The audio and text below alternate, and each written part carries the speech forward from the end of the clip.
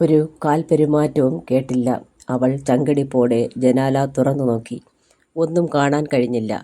അമ്മേ, അമ്മേ, അവൾ നീട്ടിവിളിച്ചു. ചുമലിൽ തട്ടിയിട്ട് അയൽവാസി ലൗലി ചോദിച്ചു, എന്താ സുമചേച്ചിയെ നീ കണ്ടില്ലേ?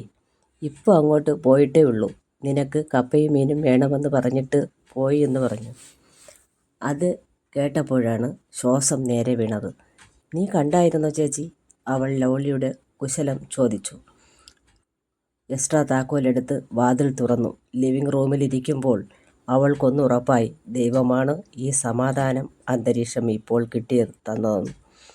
അമ്മയോട് ഇനി ഒരു വാഗ്വാദത്തിനും നിൽക്കില്ല എന്ന് ഉറപ്പിച്ചു. അമ്മയെ കാണാൻ കണ്ണു കൊതിച്ചു. അവൾ അമ്മയെ വിളിച്ചറിയിച്ചു. ഞാൻ വീട്ടിലുണ്ടമ്മേ, വേഗം ഒന്ന് വരാൻ അവൾ പറഞ്ഞു. ഇതാ വരുന്നു, അമ്മയുടെ പതിഞ്ഞ സ്വരം. മുറ്റത്ത് കാർ വന്നു നിന്നു. അതിൽ നിന്നും അമ്മയുടെ കൂട്ടുകാരി ഡോക്ടർ റീത്ത അമ്മ ഇറങ്ങി വന്നു. ഒപ്പം അമ്മയും. എന്താ അമ്മേ? അമ്മയുടെ കൈത്തണ്ടയിൽ അവൾ പിടുത്തമിട്ടു. കൈ മടക്കിന് താഴെ ഒരു പ്ലാസ്റ്റർ. Oh my God!